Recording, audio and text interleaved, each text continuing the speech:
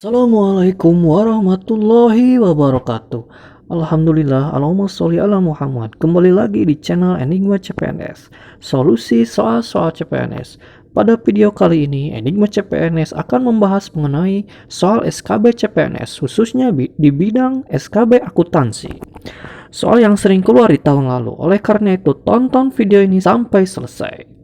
Sebelum kita masuk ke soal dan jawaban, jangan lupa untuk terus dukung channel Enigma CPNS dengan cara klik tombol like dan subscribe agar channel ini semakin berkembang.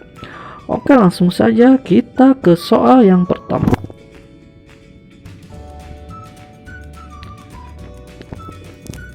Karena ini adalah sambungan dari SKB akuntansi yang pertama, jadi kita langsung ke soal nomor 21. Syarat suatu perusahaan dapat membagikan dividen adalah sebagai berikut kecuali A. Perusahaan yang memiliki anak perusahaan. B. Perusahaan mempunyai akun laba ditahan. C. Perusahaan memiliki cukup dana atau kas. D. Ada keputusan resmi dari direksi. Jawabannya adalah A. Karena bukan merupakan syarat suatu perusahaan dapat membagikan dividen. Soal berikutnya. Usaha pabrik mempunyai kegiatan pokok proses produksi yang memerlukan 3 unsur biaya, yaitu A. Biaya bahan baku, biaya tenaga kerja langsung, dan biaya overhead pabrik. B. Biaya bahan mentah, biaya gaji, dan biaya operasional. C. Biaya proses produksi, biaya pokok penjualan, dan biaya pemasaran. D. Biaya bahan baku, biaya barang dalam proses, dan biaya produk jadi. Jawabannya adalah A. Biaya bahan baku, biaya tenaga kerja langsung, dan biaya overhead pabrik. Asumsi yang tidak berdasar bahwa suatu laporan aktiva dan utang dalam dolar dan sen adalah suatu gambaran menyeluruh dan kondisi keuangan badan usaha itu pada tanggal laporan merupakan kekurangan dari postulat A. Persamaan neraca. B. Moneter.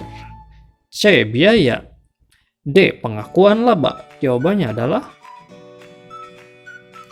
moneter. Bahwa suatu laporan aktiva dan utang dalam dolar dan sen adalah suatu gambaran menyeluruh dan kondisi keuangan badan usaha itu pada tanggal laporan merupakan postulat moneter. Adapun postulat persamaan neraca mengasumsikan bahwa persamaan terjadinya hanya karena kita mengisi perbedaan apapun yang mungkin ada dengan menyesuaikan perkiraan modal pemilik. Postulat biaya memberikan nilai yang sebenarnya untuk tujuan laporan awal. Postulat pengakuan laba mengasumsikan bahwa pendapatan bersih atau laba tiba-tiba muncul sepenuhnya dan pada beberapa kejadian khusus. PT Jati Mekar didirikan dengan modal statutair 500 lembar dengan nominal 25.000, ditempatkan 600 lembar dengan kurs 180 dan disetor 400 lembar. Dan PT Jati Mekar ini mempunyai laba yang ditahan sebesar 20 juta. Maka jumlah modal PT Jati Mekar sebesar A. 45 juta, B. 35 juta, C. 32,5 juta, D. 30 juta. Jawabannya adalah D. 30 juta. Penyelesaiannya sebagai berikut. Laba ditahan 20 juta. 4.000 kali 25.000 sama dengan 10 juta. Jadi 20 juta tambah 10 juta sama dengan 30 juta. Soal selanjutnya. Tujuan utama pembentukan tim likuidasi adalah A. Sebagai perantara dalam meningkatkan pendapatan bagi para pemegang saham. B. Untuk melaksanakan teknik dan prosedur likuidasi sehingga memberikan kemanfaatan sebesar-besarnya bagi pemegang saham, yaitu pembagian sisa aktiva perusahaan setelah digunakan untuk pelunasan kewajiban perusahaan. C. Untuk melaksanakan teknik dan prosedur pembagian sisa aktiva perusahaan kepada para sekutu. D. Untuk meningkatkan laba bersih perusahaan sebelum terjadinya likuidasi sehingga memberikan nilai tambah bagi para pemegang saham khususnya dalam RUPS. Jawabannya adalah D, untuk meningkatkan laba bersih perusahaan sebelum terjadinya likuidasi sehingga memberikan nilai tambah bagi para pemegang saham khususnya dalam RUPS. Karena tujuan utama pembentukan tim likuidasi untuk meningkatkan laba bersih perusahaan sebelum terjadinya likuidasi sehingga memberikan nilai tambah bagi para pemegang saham khususnya dalam RUPS. Soal nomor 27, salah satu yang bukan bentuk laporan keuangan sektor publik khususnya pemerintah adalah A. Neraca, B. Laporan realisasi anggaran, C. Laporan arus kas, D. Laporan laba rugi. Jawabannya adalah D. Laporan laba rugi. Laporan laba rugi hanya untuk organisasi yang bersifat privat dan bermotif mencari keuntungan. Adapun laporan realisasi anggaran, neraca, laporan arus kas, dan catatan atas laporan keuangan adalah laporan standar sebagai bentuk laporan pertanggungjawaban pemerintah. Pergeseran paling penting dalam pemikiran dasar akuntansi adalah perubahan dalam tujuan akuntansi untuk menyajikan informasi kepada A. Pemegang saham dan investor, B. Manajemen dan kreditur, C. Investor dan kreditor, D. Manajemen dan investor. Jawabannya adalah A. Pemegang saham dan investor karena tekanan perubahan berasal dari sektor keuangan perdagangan saham. Soal nomor 29. PT Rumah Mebel bergerak dalam bidang penjualan furnitur secara tunai, kredit, dan angsuran. Berikut ini informasi penjualan dan persediaan perusahaan tahun 2008. Penjualan tunai 20 juta, penjualan kredit 37,5 juta. Penjualan angsuran 180.500.000. Persediaan per 1 Januari 120.800.000 rupiah. Persediaan per 31 Desember 90.200.000. Jurnal atas transaksi penjualan tunai dengan sistem balance permanen adalah A. Penjualan 20 juta, kas 20 juta. Kas 37.500.000, persediaan 37.500.000. Kas 20 juta, penjualan 20 juta. Persediaan 37.500.000, penjualan 37.500.000. Jawabannya adalah D. Persediaan 37.500.000, penjualan 37.500.000.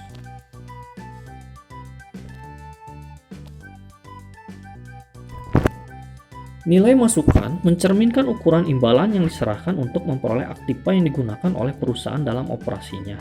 Nilai masukan masa lalu adalah A. Biaya yang diharapkan, B. Biaya historis, C. Harga jual masa lalu, D. Biaya penggantian. Jawabannya adalah B. Biaya historis. Karena biaya historis adalah harga agregat yang dibayarkan oleh perusahaan untuk memperoleh kepemilikan dan penggunaan suatu aktiva. Adapun biaya yang diharapkan adalah nilai masukan masa depan. Harga jual masa lalu adalah nilai keluaran masa lalu. Biaya penggantian adalah nilai masukan masa berjalan. Soal berikutnya. Perjanjian persekutuan akan berisi ketentuan-ketentuan yang disepakati oleh para sekutu mengenai segala sesuatu yang berhubungan dengan kehidupan persekutuan sampai pembubarannya, yang termasuk dalam ketentuan pembagian laba yaitu A. Nama dan alamat para sekutu, B. Jumlah dan waktu penyetoran tambahan modal, C. Metode pembagian laba, D. Batasan dan perbedaan antara penarikan kembali atas modal dan pengambilan private. Jawabannya adalah C. Metode pembagian laba. Metode pembagian laba termasuk dalam ketentuan pembagian laba, adapun nama dan alamat para sekutu tidak termasuk dalam ketentuan pembagian laba. Jumlah dan waktu penyetoran tambahan modal tidak termasuk dalam ketentuan pembagian laba. Batasan dan perbedaan antara penarikan kembali atas modal dan pengambilan private tidak termasuk dalam ketentuan pembagian laba. Struktur teori akuntansi yang diturunkan dari pernyataan tujuan laporan keuangan adalah A. Teknik-teknik akuntansi, B. Prinsip-prinsip akuntansi, C. Kualitas akuntansi, D. Postulat akuntansi dan konsep teoritis akuntansi. Jawabannya adalah D. Postulat akuntansi dan konsep teoritis akuntansi. Suatu perusahaan mempunyai wesel tagih dari penjualan produk pada perusahaan lain sebesar 20 juta. Untuk mengakuinya, perusahaan penjual akan mendebet A. Piutang sebesar 20 juta, B. Utang sebesar 20 juta, C. Penjualan sebesar 20 juta, D. Kas sebesar 20 juta. Jawabannya adalah D. Penjualan sebesar 20 juta. Dalam kerjasama operasi, apabila hanya ada satu yang berkedudukan sebagai pengendali signifikan terhadap operasi atau aset perusahaan, maka bentuk kerjasama operasi ini disebut A. Pengendalian bersama operasi, B. Aset pengendali, C. Contractual agreement, D. Incorporated venture. Jawabannya adalah A. Pengendalian bersama operasi. Kerjasama operasi yang hanya ada satu yang berkedudukan sebagai pengendali signifikan terhadap operasi atau aset perusahaan disebut PBO. Penerapan prinsip pencatatan pendapatan pada saat kas diterima dan pengeluaran dicatat pada saat kas dikeluarkan dikenal dengan akuntansi. A. Accrual, B. Kas, C. Modified accrual, D. Single entry. Jawabannya adalah B. Kas. Kas merupakan prinsip pencatatan pendapatan pada saat kas diterima dan pengeluaran dicatat pada saat kas dikeluarkan. Adapun sistem akrual mengakui pendapatan dan biaya pada saat earned atau incurred tanpa memandang apakah kas sudah diterima atau dikeluarkan.